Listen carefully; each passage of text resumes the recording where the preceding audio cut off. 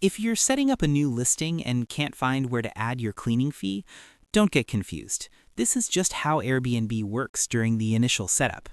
In this video, I will show you exactly how to add or adjust these fees to manage your account earnings. Once you're logged into Airbnb, click on Switch to Hosting at the top right to access your hosting dashboard. From the top menu, click on Calendar. You will then need to click on your specific listing name on the left-hand side to open the editor.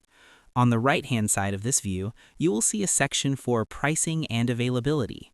Stay on the Pricing tab and scroll all the way down until you see Additional Charges.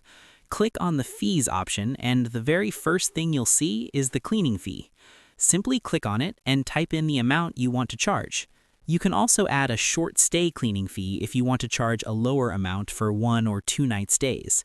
Airbnb will automatically apply the correct rate based on the guest's trip length. Once you're done, just click Save. Keep in mind that when you change the cleaning fee here, it only applies to future bookings and won't change the billing for any reservations you've already confirmed. That's how you set cleaning fees on Airbnb.